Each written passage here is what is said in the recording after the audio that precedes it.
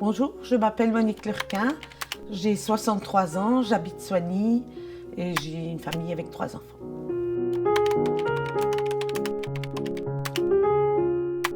C'est la DMLA, mais congénitale. Donc c'est la dégénérescence maculaire liée à un chromosome durant la grossesse, quoi. Le centre de l'œil est aveugle et le tour voit. Tout ce qui est en gros, je le vois, mais la finesse, je ne la vois pas. Quand j'ai eu l'âge de 7 ans, j'ai commencé à avoir des troubles de la vue. On a su mettre un nom sur cette maladie quand j'ai eu l'âge de 11 ans. Je l'ai pas mal pris parce que j'étais contente qu'on ait trouvé.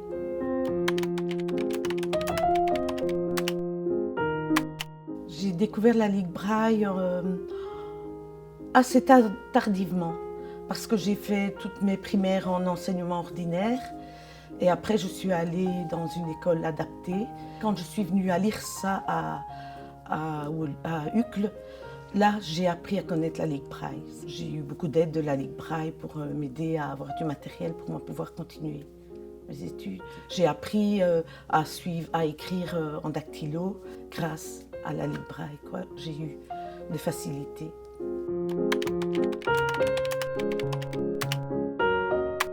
Je suis venue suivre des cours d'initiation à l'ordinateur.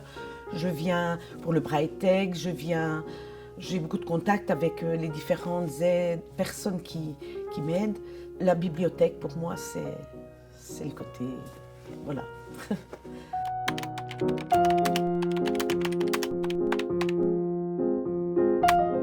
Ça m'a ouvert beaucoup aux autres. J'ai rencontré des gens comme moi qui avaient des difficultés. Ça m'a permis de me rendre compte qu'on n'est pas seul, déjà.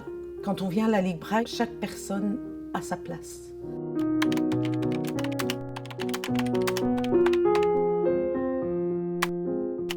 De mon temps libre, je fais avec mon mari de la céramique. Depuis quelques années maintenant, et la céramique a été quelque chose de salvateur pour les mains parce qu'on a besoin parfois d'être occupé. Je m'occupe de temps en temps de quelques enfants à l'école. Je fais des ateliers perles avec eux. C'est une activité que j'adore faire.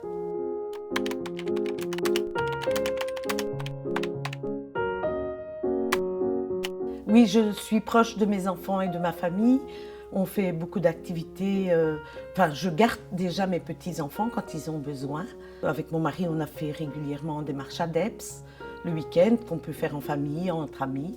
Pour mes amis, par exemple, on part en vacances, on part parfois avec un couple d'amis. Mes autres amis, on fait l'une ou l'autre chose avec et fréquemment on se voit, quoi.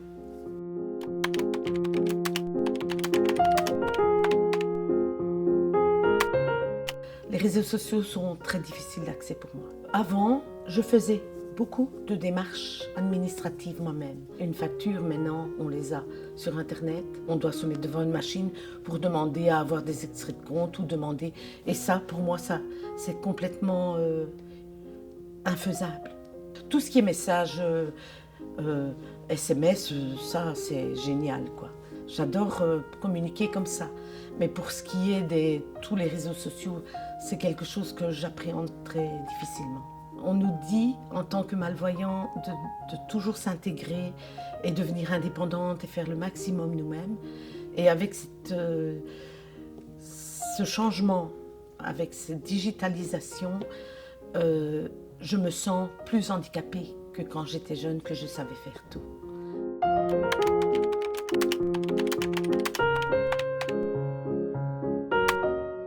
Non, je suis parfois un peu maladroite peut-être, mais j'adore rencontrer des nouvelles personnes et créer du contact. Je n'ai pas de souvenir de rejet de la société, de moi vis-à-vis de mon handicap. Si on ne regarde pas la différence chez l'autre, il n'y a pas de problème.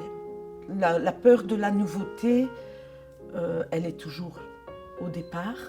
Mais une fois qu'on est intégré, on est accepté n'importe où. Il faut se dépasser pour se faire accepter.